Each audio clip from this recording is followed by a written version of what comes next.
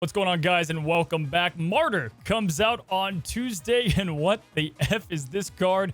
Today, we're going to break down Martyr, our thoughts on possibly one of the worst cards to come to Marvel Snap, but does she have a secret use? Possibly. We're going to break it down today.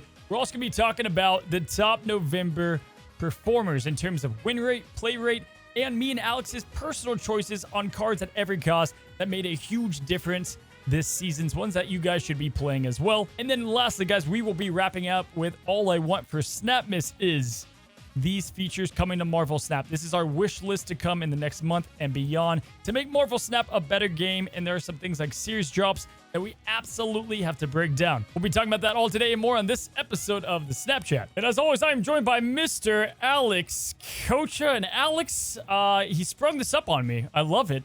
I noticed you have some, you got some new glasses. I couldn't even go right into Marvel Snap. You look like you're paintballing. What do we got here? Yeah, okay, so this has been something I've been trying to figure out for some time. Essentially, these are prescription screen gaming glasses. I know it's they look like the Gunner cringe yellow things, but apparently my doctor was like, you know what, these will actually help your eyes. You're spending a tremendous amount of time in front of lights, in front of the computer, streaming for 24 hours nonstop when we do the Twitch drops and stuff. And they're like, this is going to be a big deal for you, so why don't you actually use these? So here we are. I'm using them. I know it's kind of it's a bit much. I know it's a bit much. No, I like them. Dude, you could coach my paintball team 100%. There's no question. I would trust all of your paintball advice. But anyway, man, so we just finished Thanksgiving over here in the US. We had a crazy Snap week with Annihilus. Dude, I don't think I have seen since High Evo, maybe Loki and stuff, right? But it was nothing but Annihilus decks for the entire week. I mean, absolute brutal junk week, what we thought it would be as well. How was your week in Marvel Snap, bud? My week's been fun. I've been playing with a ton of different stuff. As you said, I've been playing with a lot of Annihilus, and we'll be talking about that shortly. But overall, I think that there's a lot of, it feels like the game's pretty balanced. I feel like there are a couple major cards that feel a little overtuned. Yeah. But as a whole, it does feel like any deck can win. And when the game feels like that, I feel like brewing becomes more possible. Cooking feels more possible because you can be more competitive with a variety of different archetypes and a variety of different decks. I mean, we always talk about, right, the villain of the month or whatever, and now there's multiple villains right now. I feel like the Great Divide is Pro X, Alioth, and Loki, and there's the two sides of each coin, right? People hate them, people see them as a counter card, and there's this divide, right? An absolute divide. So it's going to be curious. I know if you guys are just now listening, some news and notes before we get started. We are getting no OTAs till the new year, but we do have the patch coming up on the 5th of December, this upcoming, not long away here momentarily, but that's going to be the last time we have any kind of card balance as the secondary employees go and take their breaks. Did that surprise you, or are we good with that? Yeah, I mean, they're people too. They need to take breaks. I think that is something that we need to learn. Maybe you and I should take a break, honestly. Not with the Snapchat, maybe with everything else. Life is busy as fathers, and as just life gets crazy for us, of course. One thing I will say though is I'm really hoping this patch hits. It's not just about balance. I don't care so much about the balance of the patch. I hope they include the systems they've been talking about with regards to that prestige thing. I hope we're gonna talk about. I don't want to ruin my SNAPmas requests, but I hope a couple of them are in there. Yeah, no, absolutely. I feel like the January patch is going to hit for sure. They always nail it coming out of the holiday break. Glenn's just sitting there sipping on cocoa, just writing notes. He has a month to do so. So it's going to be an interesting meta. This time last year, we had to deal with the leader leech meta for a month straight, and then Silver Surfer. So will we see it again with Alioth? We'll have to see when it hits. But anyway, you guys know what we're talking about here on this side. A lot of craziness with Martyr. Alex, what are we talking about on your side of the channel? We'll be discussing Annihilus in review. It's been a wild week, and Annihilus has been a huge part of that, Cozy, and I can't wait to have that discussion with you. We're also going to be talking about the top 10 archetype-defining cards. Now, this is a brand new top 10 we've never done before, but essentially, we're going to be ranking the cards that we feel not only define their archetype the best, but also provide those archetypes with potentially the biggest bang for the buck. And then we're going to be discussing the Snapchat mailbag. That's right, we're making the Snapchat mailbag a weekly thing going forward in the Snapchat. So if you have a question that you'd like for us to answer, comment it down below and we'll get to it on one of these episodes. Dude, let's go ahead and get started. We got a lot to break down on this side. And Alex, I gotta say, I think out of we've reviewed almost every new card, going all the way back to January, coming out on the Snapchat here. We've talked about them all. And this is the least. I sat down. I was like, all right, let's write the notes down for Martyr. And I was like, oh my God, I really have to stretch to even talk about a lot of ways that she works in Marvel Snap. I mean, one cost can be like that, like Nebula. You know what I mean? There's not all these decks you can break down all the time. Martyr is, I mean, I think the title says it all. What the F is this card? This is probably the worst card, quote unquote, from what the community said. No spoilers. Maybe we say that too. We're going to say that. That we have seen released in Snap. And we're going to talk about where she does fit in, our overall impressions. And let's go to kick off like we always do and talk about the Spotlight Week first. Now, just to add, like, dude, this is classic. Like, you would think Second Dinner would pack this week full of bangers on the Spotlight, right? Because they know the card's not that great. So you would think monetarily, you know what I mean? Like, I thought they were going to be putting in all the hot, you know, maybe an Elsa, whatever. Nope, we've got Jean Grey and Spider-Man 2099. Jean Grey, this is her 10th go-around. Spider-Man 2099, this is his, like, 5th, and he's not a good card. So, Alex, I don't know. I don't have a lot of great things to say about the Spotlight Week outside of, hey, save your stuff up. Save those keys up, you know? Yeah, no, this is definitely a skip. It's really unfortunate that it's as bad as it is. You're right. It's like usually there's like a weaker card and then like a banger set of spotlights. But this week they're like, you know what, guys, let's punt. We're punting here, man. This is more than a punt. In NFL terms, this is like taking 3 knees and then punting. Like this is so far gone from being a decent Spotlight Week. It's so bad. They're just like, we're making too much right now. We need a week to kill the revenue and just report the losses. But yeah, if you guys want to know, those that are listening, Martyr is a 1 cost. She was a 2 cost, in which she would have been a lot better. But she's a 1 cost, 4 power card. Wait for it. Her ability. It's a slapper. At the end of the game, Martyr's going to move to a location that loses you the game if possible. Alex, my God almighty. So let's talk about Martyr and let's talk about, first of all, first impressions, right? Alex, I'll give you the floor.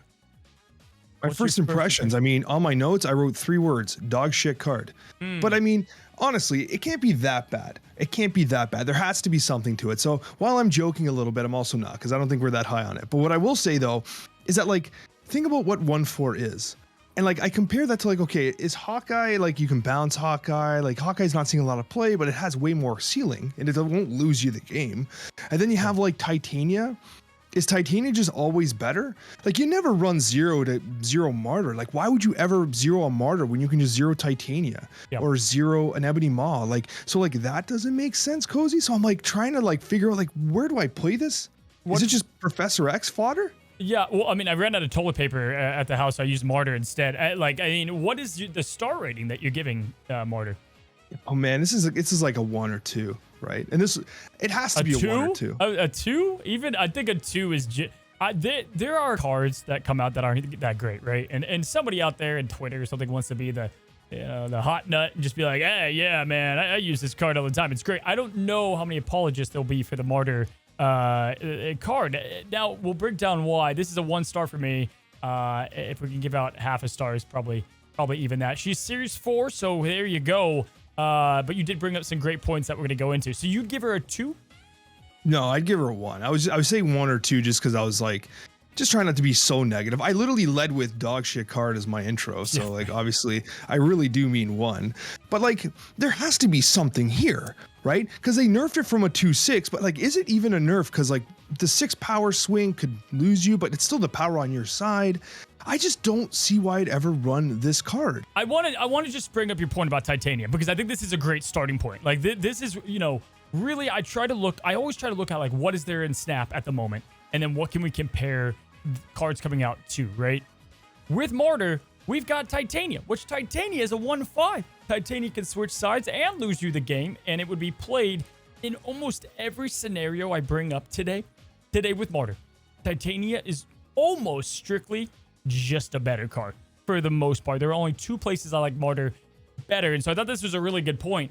It's like, why not make her a 1/5? You know, just to start things out and get things going, Alex. And so that's where I'm confused. But I'll give you the floor. Go ahead and tell me what is like some at least one area as we break it down that you like Martyr in. Well, as we mentioned, Professor X is going to be key here because Professor X is usually being ramped out on turn 4 very often, and at a minimum turn 5. So then what you have there is you have Martyr, it's locked in, it can't leave, so therefore it can't really kick you in the cocoa schnutz if it decides it's going to fly into Fist Tower or something like that, right? So that's a good thing from that perspective. But I think the true best place for it is it's going to be Zoo. It has to be, right? Like, because from that perspective, you can fill the locations out. It can't really move to lose you the game. It's just a 1/4 power stat line. It gets buffed by Khazar, it gets buffed by Blue Marvel, so it's a 1/6 that's stuck in place. That can't be that bad, can it? Yeah, so, okay. I like that you brought up Zoo, because that's definitely, like, Zero, sure. Like, you could throw her in there with Ebony Maw and Titania, and then you have that. But really, you need Kyera to come out, that card that protects the 1-cost cards, for that to, like, and honestly, like, as we transition to Zoo, same thing, right? Like, I do agree. I play a lot of double up decks, and currently in my double up decks, and those are, if you guys don't know, like She-Hulk, Infinite, and then you kind of just play like Psylocke armor. In that deck, I have Titania.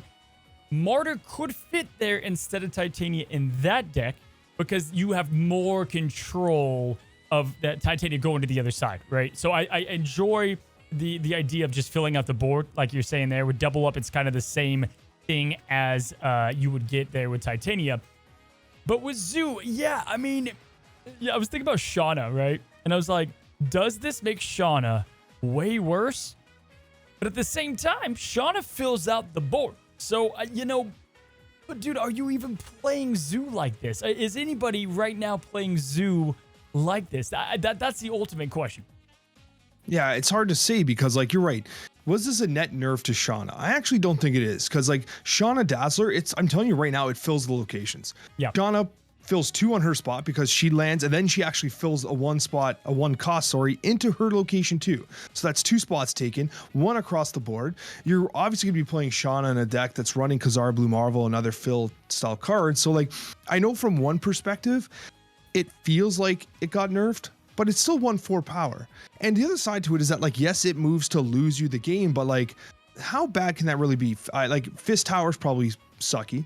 The other side is that you're gonna have, like, Bar with No Name, which is always gonna be a problem for Zoo decks anyway, because, like, you're flooding with Squirrel Girls and stuff like that. It always sucks. Shauna's never gonna want to play into a Bar with No Name game anyways. So, like, the power steal on your side. So, like, at some point, I'm like, how bad is it? Like, what is she doing to really throw your game? But it's not even how bad is it. How good is it? It's not good enough to put into any deck. It's not good, no. But it's not good enough to go into any deck, is what I'm trying to think of. Like, even though you could say there's these uses, like, no one's playing Shauna to begin with, right? I want to slow down and say a couple things. First of all, you brought up a great point if people don't know. Martyr's going to move to locations. And Bar with No Names there, she's going. She's landing hot and landing on that and to lose you the game. But you brought up a good point. Like, how many times does she actually move to lose you the location? I don't think as often as we think, but also it's going to be detrimental in those 8-cube games when it actually happens.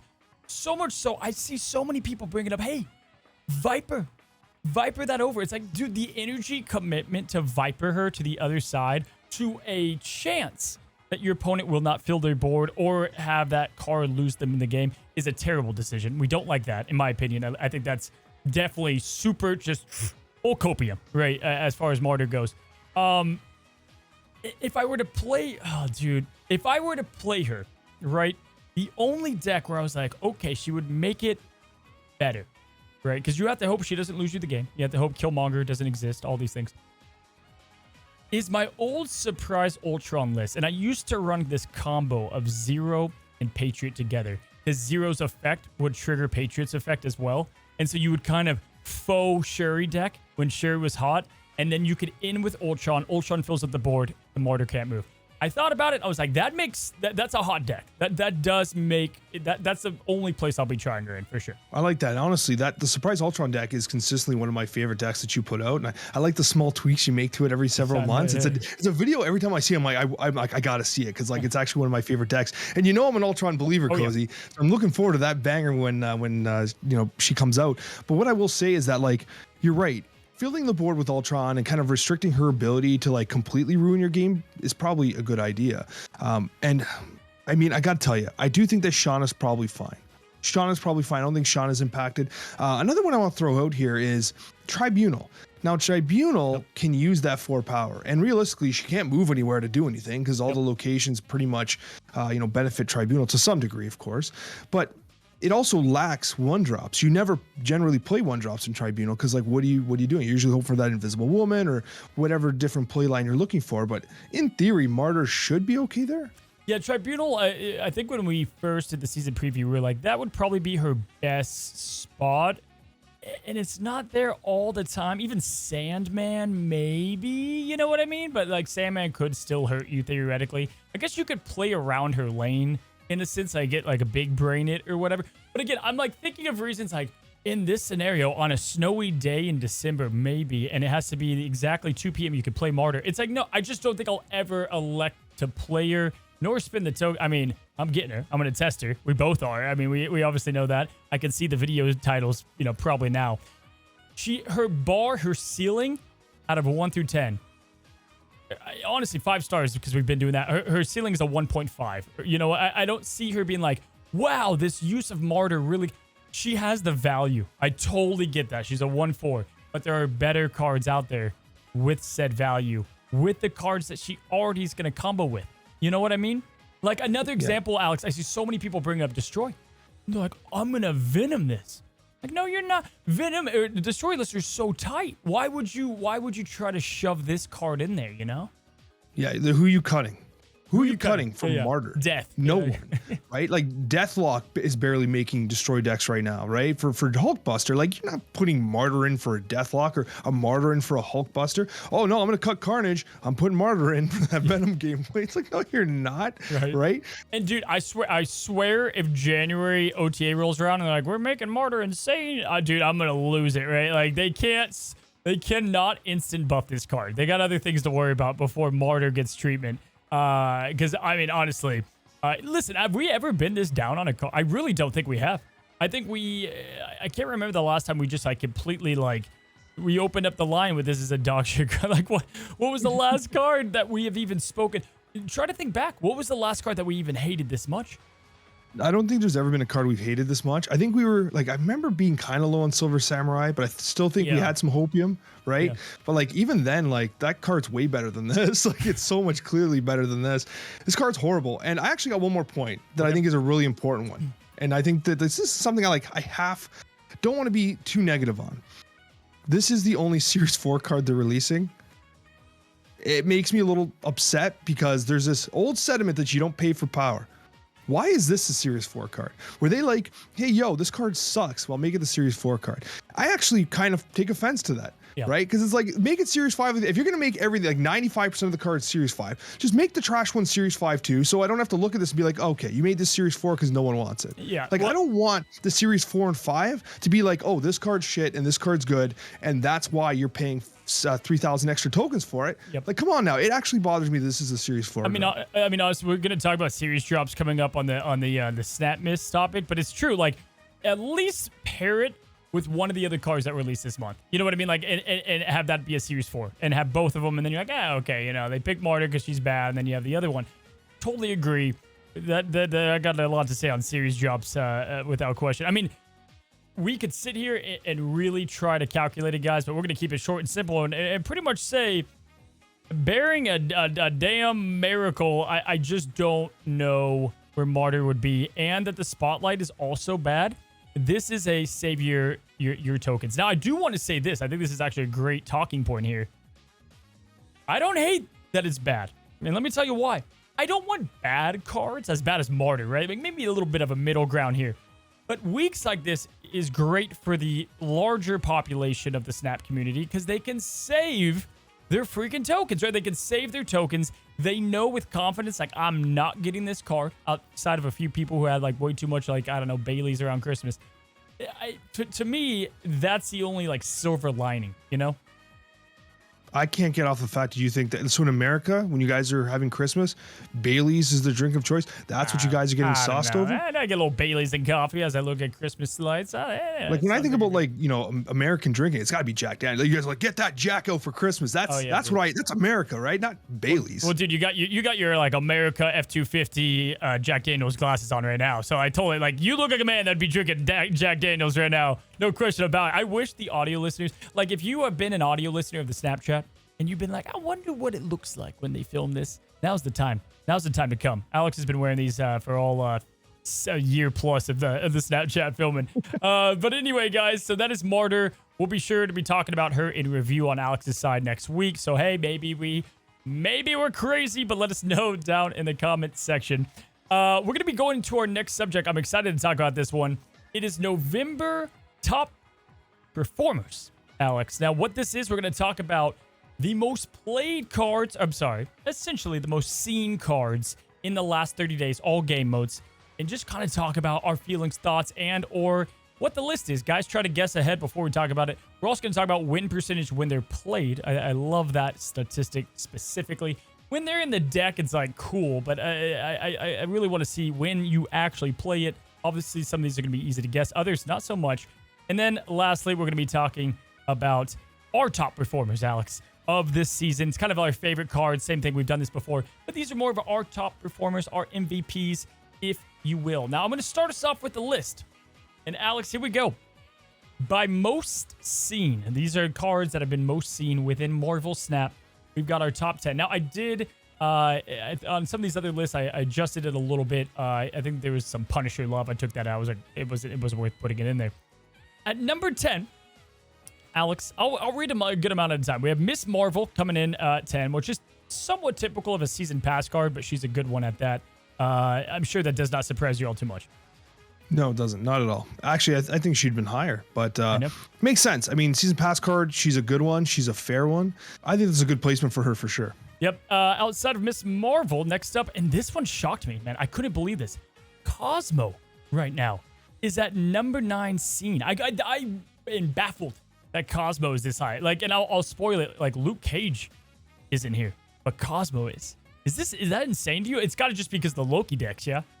It makes no sense to me, honestly. I feel like I've seen maybe one Cosmo in like 4 months, and when I saw it, I was like, bro, I was playing Cosmo. Are you kidding me? I think I saw it in some like Psycho deck too. I'm like, who's playing Cosmo and Destroy? Like, it was something like that, right? It was like a really weird Cosmo. It was not like an ongoing deck or anything. I was like, what? Who's playing Cosmo in this? I don't know. You're like, damn it. Yeah, I was not expecting Cosmo that high. Pro X comes in at number 8, and we're obviously not shocked there. To me, my initial thoughts here is I was thinking Loki decks, which is why the Cosmo's there probably, and then Lockdown, right? Or Miss Marvel decks of nature, maybe some Destroy.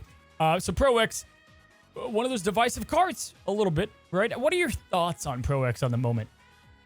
Pro X, I think, is really frustrating because of the amount of ramp options that we have in Marvel Snap right now, but he's also keeping some archetypes alive, like Thanos. We also have a lot of tools to deal with Professor X. Like, this is the least restrictive he's ever been. We have Jeff. We have Miss Marvel gets into the Professor X location, right? We have tools. We have tools for Professor X, and so like that does mitigate it a little bit. I think the Eliathness, which we'll get to here in a moment, but it is putting more hate on him because it's like they know what's coming, right? Because he's on 5. What could be on 6? My favorite thing about Pro X is when he locks down a card like Martyr, right, and keeps it in check, right? Like something like that is a cool use of him. But Pro X, I'm sure they're gonna figure out lockdown a little bit in the upcoming patches and OTAs, but they got to be careful. I do like Lockdown as a playstyle for sure. And I kind of always have been on that train. Next up after that, we've got Armor, which makes a ton of sense. Armor there just to get rid of all the Destroy stuff. Iron Lad comes up. What it would be 10, 9, 8, 7, 6. Iron Lad comes up at number 6. The guy's just kind of in like every deck. So not too shocked there. I know you're not the biggest Iron Lad fan, Alex. He has betrayed you more than once. And then at number 5, we've got Eliath, which I think this is probably why so many people have hate for the card. The 5th most seen card in Snap right now being Eliath that deletes cards. That's a tough pill to swallow, buddy. Do you think he gets changed this upcoming OTA patch? I don't know. because I feel like he has his role in Marvel Snap, but also he can feel really unfair. And I don't like the idea that sometimes Alioth makes games where like, well, I win 100% of the time. Like there's no lose condition here. And Alioth does that. I don't feel like that's healthy at some point. You should never have a player who's 100% completely confident that they're going to win a game. And Alioth does do that, right? Yep. If you have initiative and you're holding Alioth and like you have 2 lanes locked, there's nothing they can do. It's just, I don't know if that's good or not, but I don't know what you do with him at this point. All right. After that, we have Nico Minaru, which I'd love to see, man. Like crazy. I mean, dude, we said 1-star, 5-star. Here she is, man. She's just being played everywhere. So versatile. It was crazy because, like, is she too flexible? No, she's perfectly flexible. Like, apparently that's how we're seeing her be played. And then I'll round it out. We have Shang-Chi, Jeff, and America Chavez, which those 3 have been reigning towards the top pretty much every month outside of the strict Loki opening week and or month of like when it was just play that, play nothing else. Does that shock? I mean, America Chavez, I get it. Hey, I know why you love her, right? She does the only thing that she does there. And then you've got Shang-Chi and Jeff. A little bit surprised. Now, Shang, this is the last 30 days, and keep in mind, okay, that it doesn't, he got adjusted, what, maybe like 3 weeks ago, 2 weeks. So there's still going to be fall off for Shang-Chi, but I'm still seeing him a good amount. I feel like I don't see him. Okay. I don't get Shang-Chi. Like I've been kind of resorting to some like Loki, Devil Dinosaur decks just for some chill gameplay. My Devil Dinosaur's sitting there just not getting Shang-Chi. Like I do not see it as often as I would expect. And okay. Yeah, like I think he should be in more decks. In fact, even on like if you look at like statistics wise, he will actually adjust the win rate of decks by a couple percent. Like if you can find a deck where it's like, oh, Shang-Chi's not in this version, it's in this version, and there'll be like a 2% win difference between the two. It's pretty shocking how good he actually is still, but people just don't add him in. I think it's the greed of like, hey, I got this deck that I want it to do a very specific thing, this combo piece, and people just don't find room for him. Yep. Okay, man. Hey, well, listen.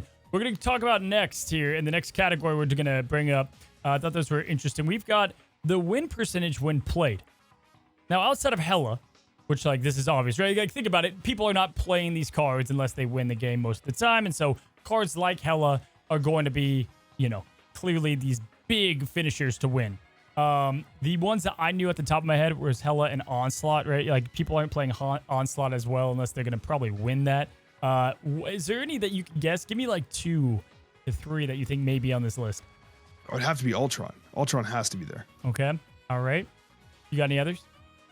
Yeah, turn 6? Yep. I would probably go with Hulk. I was going to say, I was just about to whisper High Evo to see like if you, as your. I meant High Evo Hulk. Right? Yeah, of course. Yeah. No, just regular Hulk, playing stat vanilla Hulk. Just stat vanilla. Oh, beginner man, deck. that 12 power. It's hot. It's hot. Yeah. So going from the top, Hela's number 1, 2 is Infinite. Again, makes sense. People aren't going to stick around for the Infinite turn unless they win. Alioth, oh boy. Number 3, win percentage when played. That's high, buddy. Null, Hulk, Odin, which makes sense as well. I thought Odin didn't make as much sense though, because Odin sometimes can be a gamba, right? Like you were like, all right, Ironheart, White Tigers, hope you hit the right stuff, right? MODOK, Spectrum, and Taskmaster. Now, Ultron's probably not on the list right now just because of just play rate. If I were to guess, if that would be my personal, but yeah, Taskmaster, I don't think people are scanning 2 power cards and thinking they're going to win the game. But Spectrum being on here, I'll be damned. Yeah, I'm glad to see it, honestly. Like, I love Spectrum. I always have. Funny story. I don't know if you know anybody like this, or like even the viewers know people like this, but like there are some people that they're like one deck people. Like they have like the all inked or all gold, like they only play discard or whatever, right? I have a buddy that only plays Galactus. It's all he does. He doesn't care what the meta is. He's only playing Galactus. That's it. My brother will only ever play Spectrum. He's never gotten to Infinite. He doesn't like grind, doesn't do anything, but he only plays Spectrum ongoing. He has like inked and gold gooses. Like my brother plays super casually, but literally only plays Spectrum ongoing and has been for like since the dawn of the game. So he was super hyped up with the buffed Spectrum. And he's one of the reasons why I think you're seeing more Spectrum out there. Dude, I want to ask that to the viewers. Like, do you guys only play one deck in particular? My good buddy, who I didn't even know played Snap till the other day. He's like, oh yeah, man, I've been playing for a year. I'm like, dude, do you know what I do? Anyway, he is destroy. That's all he does. That's all he does is destroy. He won't play anything else. He like, sexified it up, getting Nico in there. He's like, I got something like crazy now. But yeah, I guess I get it. You master it, right? But man, that's a big commitment. I guess as a casual player, it makes more sense. Lastly, we have win draw. I'm just going to list them out. When you draw these cards, these are the top 10. Miss Marvel number 1. Miss Marvel number 1. Darkhawk, Sauron, makes sense. Cyclops for High Evil, Misty Knight, Hulk, APOC, which again, I was like, all right, if you pull APOC, you're going to typically win those discard games. Collector, She-Hulk, Red Skull, Medusa. Now, no Loki on these lists, which I thought was, kind of interesting. But Alex, no Zabu on that one either, which kind of surprises me. Yeah, right. When drawn, I was thinking the same thing. Let's think of, though, our top 6, I guess, because it'd be 1 for every cost. So these will be your top performers at the moment this season that you feel like have really made the difference, if you will, in Marvel Snap. Let's start with the 1 cost, Alex. Give me your top performer, your MVP, your favorite card. What do you got? My MVP by far this season, and I'm not even joking, is Echo. I don't care what anyone says. This card is disgusting. Like, I have been dismantling ongoing players, dismantling Miss Marvel players.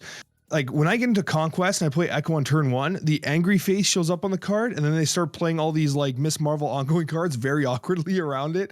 And, like, I just laugh. The card is so unbelievably good right now. And it's like, it's just the right meta. It's the right meta for Echo. And the other thing about it is it also gives me predictive capabilities against Professor X players. Like, if I'm against a Thanos player, I can play Echo, and I'm like, hey, well, if I have to 50-50 Pro X, I know they're not going that location, right? It's been really beneficial from that standpoint as well. So really like Echo. I've joked about it in the past. Her actual best ability is the fact that she's invisible, because people are going to play Pro X on top. If you don't believe me, play Echo and watch it happen. No, dude, it's the truth. It feels good now that it's like, well, you have to guess where they're going. It's like, dude, you just pop her in the middle, set it, forget it, right? Like, it's the easiest set it, forget it card. I agree. For me, I was going to give, it was tough because there's a lot that I enjoyed this season. Like X23, the ramp out was so dependable. For me, I am going to go with Snowguard, man. It's crazy that she did take a pretty big, hit with the recent adjustments. Dude, what I like about her, it's not even like the Loki play, because personally, I'm not doing a lot of Loki. I love the Devil Dinosaur usage, and I also love the Silver Surfer usage. Both of those. Having this like catch-all counter for those turn 7 decks that have been heating up again for 1 drop. That's why I love Nico. Like, Nico was the easy pick here. Okay, I was going to pick Nico. But, like, I love the idea with just 1 energy commitment. You're putting up 2 cards, building up that Devil Dinosaur. You're doing so much here to build up Collector and also just getting rid of locations, triggering locations again. So powerful, buddy. Yeah, Snowguard's been a mainstay in my Surfer deck for a while now, and it's been crazy because, like, you're right, there's a lot of Limbo-based gameplay going on right now, a lot of Magics out there, and I don't understand. People they see me play Snowguard, but what, because the Hawk's not sitting on the board? Like, you forget that I'm gonna, why are you skipping turn 6? I have like a literal disabler for that play that still synergizes with the Silver Surfer. It's crazy, right? Yeah. So good. It's so good. And actually, I take a lot of pride sometimes in playing that bear on top of something like a Savage Land and throwing Raptors on their side when like they haven't filled, but the bear gives me enough power to win the location. Listen, I think that the Hawk is better. The Hawk is definitely better, but the bear has its uses too. But overall, as 3 drops, I think they're really nice slot-ins into Silver Surfer. Yeah, absolutely. I wish the ones that say like at the end of the turn and stuff, like I wish somehow that didn't exist, but at the same time it has to, because like Murder World, like it would be OP as they just kill everything on that. They have to have some restriction. But yes, what about 2 costs, buddy? 2 costs for me, because of the prevalence of Destroy, my best cube winning card has been, why are you so angry? Nah, dude, you saying armor? No. Oh, I have armor. Okay, Armor's a good one too. You said because the presence of Destroy, I'm like, that's mine. That's armor. But okay, what's yours? Oh, it's the King. It's the King of Shadows.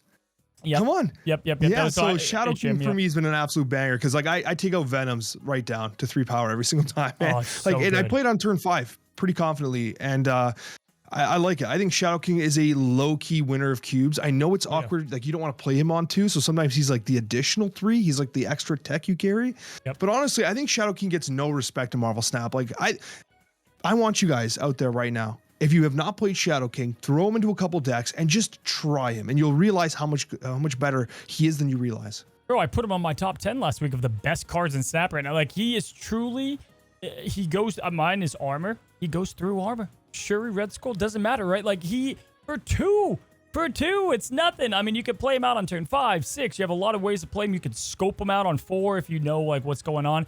He counters pretty much all the top decks at the moment, and I love it. Armor for me is like right now with the amount of destroy because it's everywhere. It's the ultimate like nope, you lose card. Like, and I love playing that down. People complain about Goliath. I get it, but hey, yo, you play more armor, you're not gonna feel as bad about that. It feels like people are like hoping for Wakanda to pop up as a location just so they have a place to play their cards on turn 6. It's like create your own cards in your own place. So armor for me, definitely. If they just fix them, please, and I think they will in the upcoming patch. But Daredevil is an honorable mention. Would you say for you too a little bit? Like Daredevil's great if he wasn't busted, not working. I've been actually playing Daredevil despite the I was gonna say the nerf. It actually kind of feels like a nerf. You can't even see the cards, but it's funny because like I'm like you can kind of see what the card is, and you're like, wait, what is that? Damn it, it's a variant. I can't quite tell. Yeah. I think that's like this, and then you play. It's like, oh, it's something else. Damn it, I screwed up so bad. It's like it's been ridiculous. But yeah, I've actually been playing Daredevil, and if they can fix it, it'd be even better because I think the card with the amount of control that's going on right now, I think it's actually pretty valuable. What about 3 cost, buddy? Okay, I feel bad. This one's too obvious. There's one card that really, really stands out amongst the rest to me. It's Werewolf by Night. Yep. The card's too good. I don't want to say like I think this is gonna get nerfed, but I think it's gonna get nerfed. I think it can go down by base power, and I think that's just fine. You know what I mean? Like even if it went to 3-2, test it out there. It is hilariously strong. Like because it reminds me of Kitty Pryde, right, dude? It can dodge priority. Like that's just another piece of its kit. Or dodge Shang-Chi.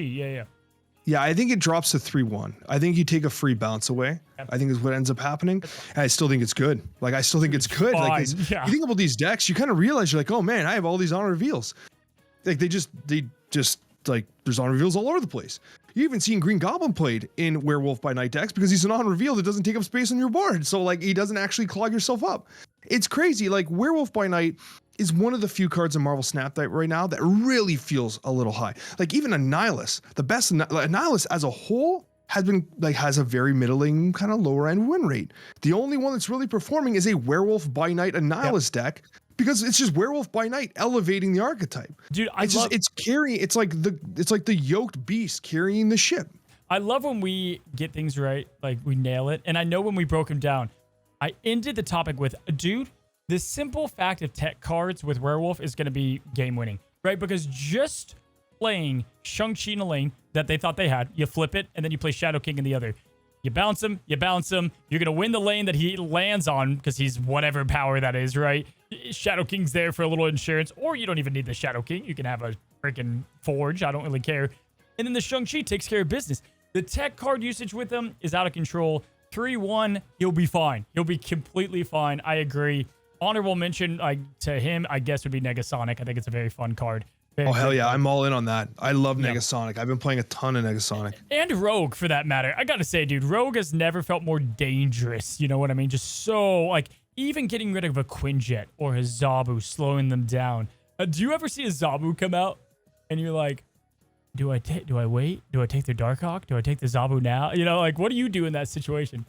I always try and take it right away, but when you said, have you seen a Zabu come out? I thought to myself, no, actually, I've not seen a Zabu come out in some time. Yeah, but for me, it's always like the question of, they just played Iron Man. Snap. Try and bait them into snapping, right? Like, it's like, yeah, you're right. It's so good. The swing play on Rogue is huge. Like, Enchantress will shut someone down, but Rogue will make them feel like they never want to play Marvel Snap again. Yeah, dude, right? Because they're so confident. Like, Rogue is I want to win some 8-cubers. Like that Rogue does that effect. She has that big of an effect, which I love. And guess what? If she doesn't take the effect, Werewolf can bounce over there. So another plus bonus. 4 for you is, I mean, I can kick us off. It's Miss Marvel for me. I don't know how I pick another card. How about yourself? I tried to steer away from the season pass card, although I do agree Miss Marvel is a key component of the current meta. Love Miss Marvel. I think she is fair. 415 power, though, does feel a little extreme, especially when I was thinking about this. I was like, Mr. Fantastic kind of feels a little less relevant now. Like I've been playing Mr. Fantastic in that Miss Marvel deck. That's because I'm playing Onslaught and being greedy as hell. But like, I kind of felt bad for Claw. I was like, Claw really only getting 1 extra power to 1 location and actually 1 less power himself. Like Claw feels like It got kicked right in the pants by Miss Marvel. Maybe that's a different conversation. But actually, no, I'd like to ask you, do you think Miss Marvel straight up power creep on Claw? Because it's been kind of weighing on my conscience. Man, I love Miss Marvel because I do feel like she could be a very fair card, right? I think the presence of the entire Snap meta at the moment is what is tough, right? Because of the lockdown popularity and things like that. Claw could use a power bump up, in my opinion. I think if you're going to keep Marvel, then yes, it has definitely hurt that card. Kind of like Jessica Jones before she got the buff. Like, she was fine. Like, a 4-8 was a good stat line, but she got power crept, you know, at the core there. So I'm going to be curious if they make her a 4-4, I wouldn't be surprised. Like, bring her power down there and then have 5-5 on the side. They keep the 5s. Do whatever you want in the middle is kind of my thought with Miss Marvel. But that's a good conversation there. Well, my 4, I could have picked Miss Marvel. I mean, I kind of spoke as if I had, but I didn't pick Miss Marvel. Because there is one card that I cannot stop myself from playing. It's 3 times value. It's Darkhawk. Darkhawk is just so damn good right now, and I think it's just the whole package, the Disrupt package. I've been playing this really spicy bounce-based Darkhawk deck, which is pretty fun. Bouncing everything back. You don't even have to run Rock Slide half the time because you're bouncing back your Korg, you're bouncing back your Black Widow, and like, I know my opponent hates me. I know they hate me, but I hate myself too sometimes because it's just too dirty. And I got to tell you, Darkhawk is just, it feels so good right now. It's if you bought Darkhawk on release, it's the best 6,000 tokens you ever spent. Oh, so good. I remember, like, Wise Man said that. I want to play something different. I was like, let me get Darkhawk. He seems interesting, and like, good God, I think it was like at the time me and Binks went all in on him right when he came out, and God, I never regret that. What about 5 cost? 5 cost for me. We just talked about him being hated. My top performer has been Pro X. Like, I hate to say it, he's been an absolute beast. And the thing I like about him is that he really helps shut down Destroy, because I would lock up those dead pools. I would lock up cards they want to be playing with, and getting rid of a location would also be frustrating for them as well for a variety of different reasons, because then I'd have follow-ups with Shang-Chi or whatever, or Goliath, for instance. So I do think that Professor X is an absolutely incredible card right now. But I will say it's kind of ironic, but he also feels really good with something like a Miss Marvel, because Miss Marvel, like, you can lock down a location and she'll punch into there because Pro X is there, right? So if they don't have much of an answer, well, then you got yourself an answer. What if they do what they've done with some cards in the past and try to, like, tick down the play rate a little bit? And think about it, when they made him, he was nothing close to what he is today. Like, we have so many more options. What if they make him a 5-2? Because that's a huge, like, power change is massive on Pro X. I don't know. I get that, but at the same time, it's like, I don't know if the power's the problem. I think it's his kit just synergizes so well with so many other cards. Daredevil, Time Stone, Psylocke, all the reach of Miss Marvel, Jeff. So it's just, there's all these other things. It's like, it's not him. I don't think it's easy to fix Pro X. Yeah. Because there's so many factors that interact with his ability. It's not just one singular thing. I don't think it's just a power issue. If they made, and then, like, Jeff could outbeat him, and I hate that. Then it would be like, does someone draw the Jeff, right? But, like, if they continue to make Miss Marvels that can, like, sneak into those lanes prior to turn 6, I'm okay with that a little bit more, right? Depending on the whole Elias situation. But yeah, no, I agree. My 5 dude is Legion. It's like, man, I got my rocks kicked by a couple Legions throughout the ladder. I am winning so many games that I had no right to win with Legion. I mean, absolute, dude, you're playing Onslaught Citadel and you just put it all, and like, you straight up rogue you Enchantress the whole field, right? Like, he does so much swing, or like just trying to get plays before people do whatever they want to do, right? If Nidavellir with the +5 power, you've got like Destroy players stacking up, or cloning Vats where you're like, hey, Destroy's gonna win this if I don't get rid of this right now. I just think he's great for multiple reasons. And my favorite thing is Storm. But dude, being able to ramp out and do that whole like Storm lockdown potential with Miss Marvel out early, storming, is completely slept on at the moment. It is. And I listen, it's funny when you think about like what nerfs can do. One power off of Legion completely took this card out of people's psyche. Yeah. The card was basically deleted from the meta with one power nerf. And it was never about the power. It was never about the 5'8" stat line. And then for some reason, it just shrunk in people's minds. It just completely dissuaded people from playing it, but the impact is still there. Locations are some of the most important things in Marvel Snap. And actually, you talk about some locations that really are beneficial. When you're holding Legion, you see something like a Mojo World. Like, you can play your cards turns 1 through 5 in a way where you're like, I'm just going 4 deep here. They're not expecting, they're playing destroy. They're trying to taskmaster you and all this stuff. You're like, okay, man, yeah, taskmaster me. It's fine. Your null's not even going to be big enough because I'm changing to Mojo World, and you just lose. Yeah, Nexus, same thing, right? Like Nexus, you play around it. It's makes no sense. Like Black, I get the whole stature Black Bolt thing happening with the power points, and then those it makes sense. Those are power reliant cards, right? For value. It doesn't make sense. I'll never understand it, but I'm gonna keep collecting cubes as people aren't playing them. 6 cost. You know what? I almost feel bad saying it, but don't do it. It's Alioth. It has to be Alioth. It's been my top performer. I have another pick, honestly, because I almost didn't want to even bring it up. But like, I was producing a bunch of videos this week, and they weren't even about Alioth. They were about other archetypes and stuff and other decks. But I'm like, the highlights were me just winning turn 6 with Alioth with initiative. And I remember saying, I'm like, this is not supposed to be an Alioth highlight, but here we are, the 4th game in a row where I win because someone doesn't respect that I'm holding Alioth for 8 cubes. Like, I don't understand. And it's just like one of those things where it's like, it has to go through your mind. It has to go through your mind. I don't have initiative. Do they have Alioth? Does this lose to Alioth? Has to be your decision making on turn 6. And like, I'll be talking to my chat. I'm like, guys, there's no way they go through with this, right? And then like they just do it and they lose 8 cubes in a game where they had a 0% chance to win. So I hate to say it, but Alioth has been an absolute cube stealer. It's because it's like, why? He's always the answer. Like for me, man, I made a cool Mr. Negative deck. So much fun. I was climbing like crazy. Guess what? I put Alioth in there. Not because, well, I mean, 3/6 value is fantastic. But when you see Mr. Negative, no one in their right mind is like, Alioth is about to come out, right? It's the same. Discard player the other day threw this out on me, and I was like, yo, I lost. I was expecting America Chavez there. I just straight up lost the game. To me, Alioth is...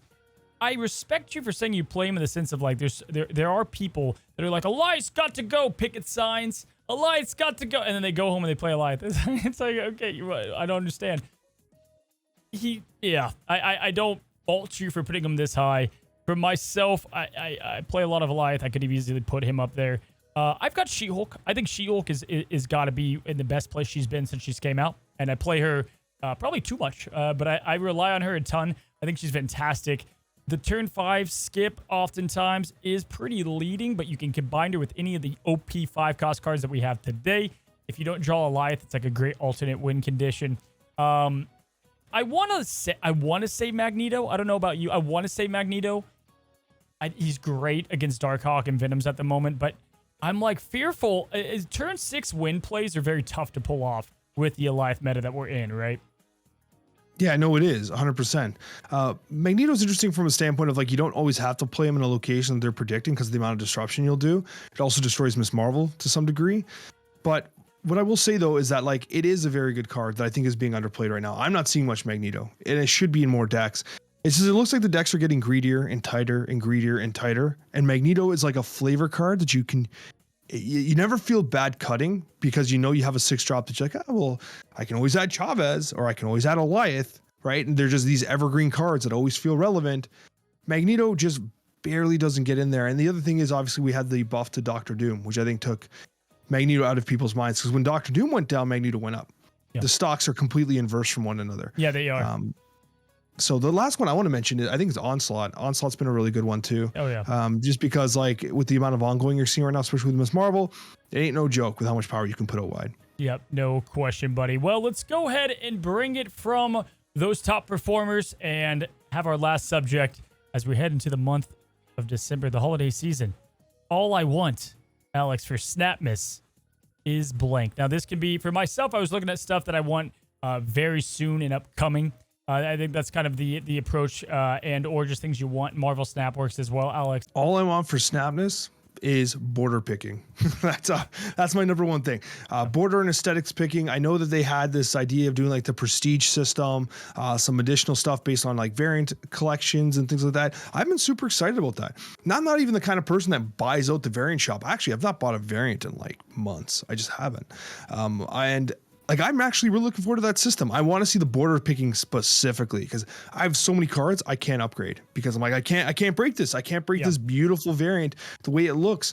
So I really hope that that system comes into play. And they did do a Q&A where they did say, hey, we're going to have more of an announcement on that shortly. So it sounds like it might be coming. They already have it in the store a little bit where you can kind of preview the splits, which is kind of nice. But for me, that prestige system and specifically the border picking is really what I want for SNAPmas. I hope they bring that little border, like what it looks like, to just like your collection too. Like I hate that I only get that in the store. You know what I mean? Like sometimes I'm like, what would this look like? Oh, I can't see anymore. Like it for me, looking ahead. First of all, there was a tease Miss Marvel card back that has yet to be released, and then they said coming next patch. I think that's the prestige system potentially, which would be great. Having some type of a new feature to mess around during the holidays, during the month-long break. Especially if it's something to grind, if that's truly what this is going to be. That's what I think of prestige, right? Call of Duty back in the day. That would be huge, and that also probably should or would be tied to cosmetics if I were to take a guess there. So definitely that's high up on my list. But Alex, for me personally, I've got two big ones. First of all, like delivered promises, right? So let's just get the monkey off the bat. It's time to go ahead and just let's get the ultimate variants and let's get all the great craziness that comes with those in the first edition badges, right? Let's just get those done. Awesome. We can stop talking about them. I would love to see it. We've been talking about them for a year now. And then, I mean, dude, can we both? We know it's both at the high. Like they said, they're gonna address it, and my God, it better be good news.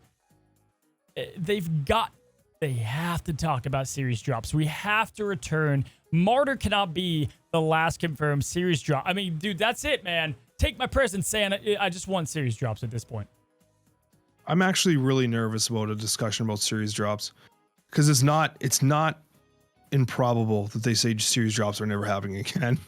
Like the way we're going right now, it's going to a point where like Howard the Duck is a big bad.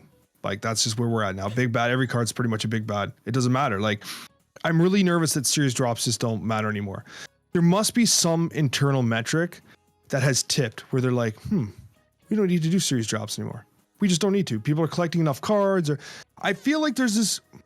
I don't want to get completely off track, but Cozy, am I wrong in saying that it feels like the disparity between players that are willing to buy bundles, get buy all these types of ways to progress through collection track to get those extra spotlight keys and stuff. The gap feels like it's widening slightly between the free-to-play player because of the lack of series drops. Yep. I have like 20 unspent spotlight keys, right? And I don't think free-to-play players are in that situation, not even close. And it's because there's no series drops. Either give us, they either have to do series drops that's dependable and reliable, right? So I want dependability there. I want to make sure, okay, we know a cycle of some sort that was so healthy for the game. And I really hope that does return. Or the prestige mode, whatever this is, needs to introduce some way to make up that gap. Whatever that means in currency-wise, card acquisition, whatever that is, right? Because we're close. But that, to me, I agree. Just return it, right? Return it. What do you have to lose? And things are going fine. People are playing the game like crazy. Howard the Duck is not that sought after. All right. People aren't getting crazy hyped up on a drop week for Howard because he's not a good card. Martyr's going to be in the same position. Put it to Series 3. It's not that big of a deal, right? I agree. So that's the top of my Christmas list, Santa. Take the rest. Series drop. They have to come. What about socials? Like having a clubs, having whatever that is, guilds, having that within the game. I feel like around the holidays would be pretty cool to get that in the next few months even. Oh, for sure. Social type stuff like kind of like guilds and things along those lines, I think would be hugely beneficial. It's becoming much more of a mainstay in other games too. Like I occasionally will install other games to see what's going on and like, oh yeah, look at this. Like even like Warcraft Rumble, for instance, has a guild-based system, which like isn't crazy. Just like you're in a guild and you unlock things as a team and like you get these like bonus resources. Hey, I get a free pack of this, I get a free pack of that just because I'm a part of this team and I'm contributing, right? There's nothing wrong with that. It's just a way to deliver kind of rewards back to your community while giving them a chat they can communicate in and stuff like that. I think it's a cool idea. And I think that like they'll do it better than that. I think that whenever they come up with a social based system, it'll just be a better iteration of what other people have done, because that's something that Second Dinner has done. Yeah. They've always brought things out with polish and have been really innovative, like what Conquest Mode could have been done so much lazier than it was. But it's actually pretty damn fun. It's pretty engaging. They're the Apple, right? Like Apple does that. Like Apple waits to get something out and then they perfect it and they release whatever that product is. And it makes sense. It usually delivers. Totally agree. My buddy, Christmas gift. Last year we got Nick Fury. Okay. Which was fine at the time because I think he was a Pool 3 card that everybody had, whatever, right? I think that was one of the first times we got a variant first in Pool 3 even. What card could they give? Which card could they give that's like a decent, not overkill, but feels really good to the player base? Oh, signed Scarlett Johansson, Black Widow. Easy. Oh, okay. There's no other answer. Oh, another signed card? I would love that. If like these just came like and they were super rare in that sense. Yeah. Okay. I think that's fun. I like it. I'm not against it. I would say that or like a card that everybody would play with that's a Series 5 and like a top contender, right? Like, and I'm not saying give everybody a Goliath or whatever, but in some form or fashion, I think it'd be cool if everybody got like a really sick Elsa variant, Loki variant, whatever. I don't know. I think it'd be Jeff. Can you imagine a Jeff in a Christmas hat to everybody? That'd be like the best gift of all time. That would be awesome. I would accept that. But it has to be signed by Jeff the Baby Land Shark. Yeah, now you know we're probably just getting Angel. Like the Merry Christmas, goodbye. Any other things for you, buddy? Yeah, I have a couple. One, can we get imagine how awesome this would be in this patch? Christmas game board. Imagine getting a Christmas game board with lights on the game board. Like, we need custom game boards so bad. And I got roasted last time. And I'm like, I would pay so much money for a game board. They're like, everyone's like, don't give them ideas, Alex. Damn it, right? But give us a Christmas game board. That game board needs love. It is something that is being completely neglected in Marvel Snap, especially when you consider what Hearthstone used to have. I remember do you remember doing like the pattern on like the Ungaro drums and then like all the volcanoes and stuff would go off? That was such a nice touch. We don't have anything like that. Yep. Agreed. 100 without question. Dude, I very much hope that is in the future, even within like the next 6 months, because I don't think they're going to give us one game board and that's it. I think they if they do one, they're going to have like a lot. You know what I mean? Like they're going to have that as a new thing coming up, like in the season pass, right? Like those emotes, where the hell are they? That was on my list. Put them in the season pass, put a game board in there too. Dude, they will up their sales if they put a custom game board and emotes in the season pass.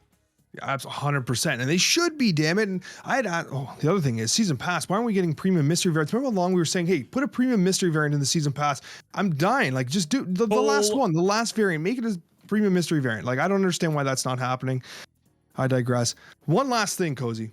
And this is for me specifically, because collector's reserves were totally useless. I don't do anything with collector's reserves. I've not opened them. I think I checked last time, I have 518 unopened collector's reserves.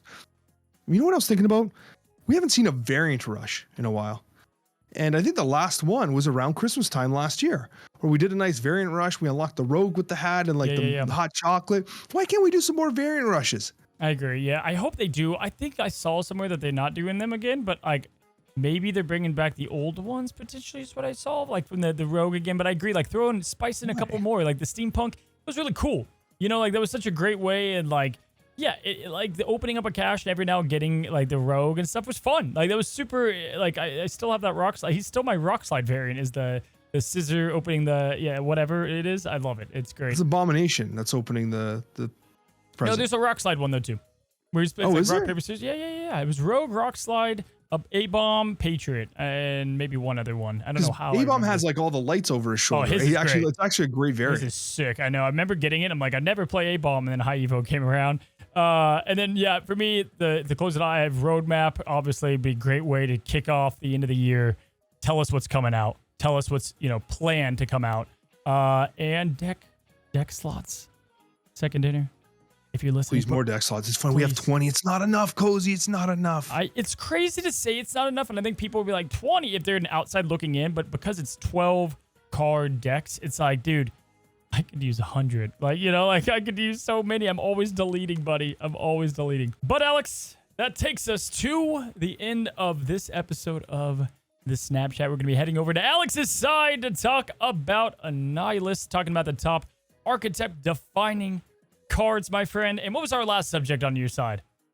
Mailbag. We're doing the mailbag. Mailbag. Mail time. Mail time. We're going to be answering your questions, what you have to us, no matter what they are. Looking forward to that. Guys, hopefully you enjoyed this episode of the Snapchat. Happy December ahead, and until the next one, happy snapping.